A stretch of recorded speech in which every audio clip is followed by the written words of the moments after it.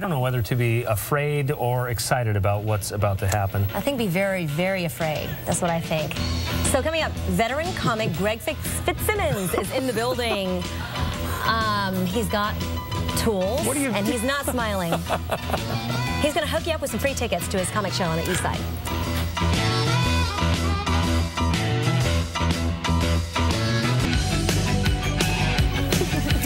9/11 on Q13 Fox News this morning. Be afraid, Western Washington. Very afraid. It is it's about to take a turn. It's 9/12 now. The voice of someone you can't see right now is an award-winning writer, producer, comedian. He's doing stand-up for the next 2 nights in Bellevue. And with the release of his new book, Dear Mrs. FITZSIMMONS, Greg FITZSIMMONS can now add author to his resume, and he is sitting next to me right now. Thanks for being here. Lily, it's great to be here. When I look at you, I think of the election. Do you remember the woman from Nevada who was running? It was, and she said that she was talking to on camera. She said she couldn't tell the difference between Asian people and Latino people. And I'm looking at you right now. I have no idea.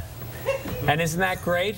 You could be anything. You could be Middle Eastern. I have no idea. And I think me, I could be. You could Scandinavian. You could be black. I could be. You seriously, you could be black. Right. And so I look at you and I think if anybody ever disliked you, and you can take this to heart, it's not because of what you look like. It's you. It's me. You know? It's personal. And that must be refreshing for you. I think it's great. And here's what people don't realize when you watch at home, just how little she is. Look at this. Have a She puts this under her feet. Are you going to expose what I'm sitting on too? Oh, and she's got a little cushion. Check it out. Oh, look at this. It's a cushion. Come here. No, Come here. No, I can't. No, I can't. I can't do that. All right, then sit on your. Let's talk about you. Sit on your little cushion. It's my cushion. This is. There you go. Now you know. Now you know. Help. Okay. Somebody help me. Okay. So Greg.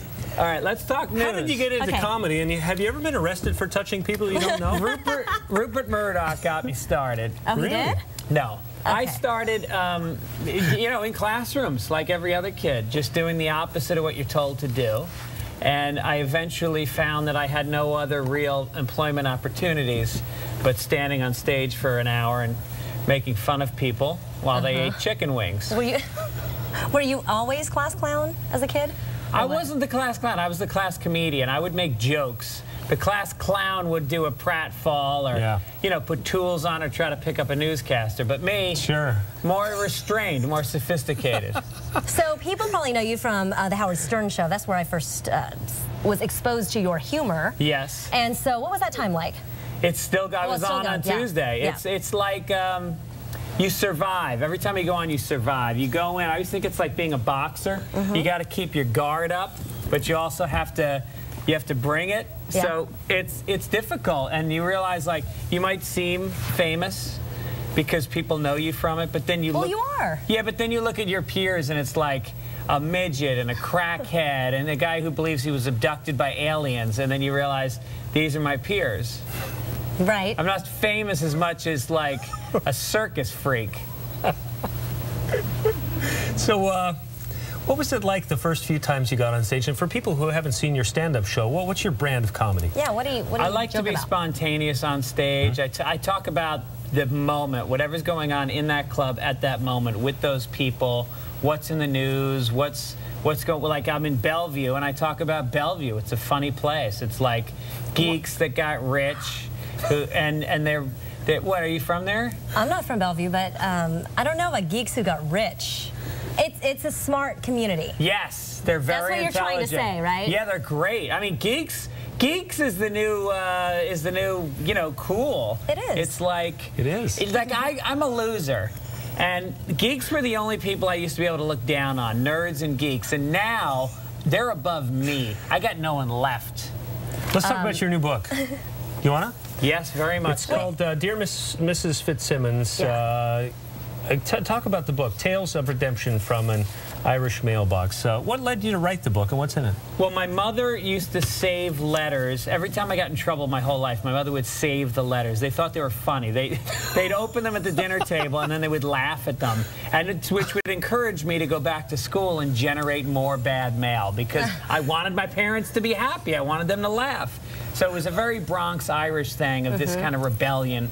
And I think all Americans and Asian people. Or Hispanics. What like are me. you? Tell me. Whatever you want me to be. I love it's that. It's just fine. What about a French maid? So you basically collect enough letters that you go, wow, this book's written. All I need is some connective tissue. So I started writing my life story as it related to authority, which obviously started with my father, who was a big drunken Irish dude who I loved, but who was a rageaholic. And so I would collect them as an adult, and the results was a book that people are going crazy for. I just got a review here in Seattle that was like off the charts. Good. So I'm relying on reviews to get this book bigger. Or word of mouth, or just be on local TV like you are right now. We're going to end with a yes, we are live. We're live. We're live. Keep it clean, Greg. Okay. We're going to finish with a lightning round, fun, quick questions. Are you game? Are you in? Yes, let's do this. Musician or band you're listening to these days? Beach House. It's a new band out of the woman's from France, and I think the guy's from this neck of the woods, and it's like old Velvet Underground. Okay, funniest comic around other than yourself? Dave Attell. Okay. Best way to deal with a heckler? Listen to them. Take in what they're saying. Don't attack them. Let them hang themselves. Ooh. Just repeat what they say, nod, and then after a little while, the crowd will start laughing at them, and then you just come in with an overhand right, and it's over. Nice. Yeah. Career path you would have taken if not for this business? Pornography felt like... How about Ultimate Fighting? You know, that roundhouse thing. Yeah, actually, I do fight still. Yeah? I've been fighting my whole life, and I still get into physical fights. 44 years old, bald, Oh, man. 2 kids, fighting. You're supposed to be a role model. Good luck with that. I am not a role model. Thank you so much. You are Thanks, awesome. Greg. Thank you both for having me on. It's good to have you on the show, Greg. Thanks, Rick, but can I have that back? Can I? So while he's doing that, I want to tell you this. Greg, you can check him out tonight and Saturday at the Parlor, live in Bellevue. That's on the third floor of Lincoln Square. We've got a pair of free tickets for a chance at winning. Go to q13fox.com, click the free on Fox button. Have a good time. Welcome to Seattle. Thank you again. Yeah, you're welcome. It's great to be here. It's a beautiful day. Okay, It is. You're done. It's 9:18 right now. They rolled out the red carpet for the London premiere of the first part of the final Harry Potter movie. So one of the actors thinks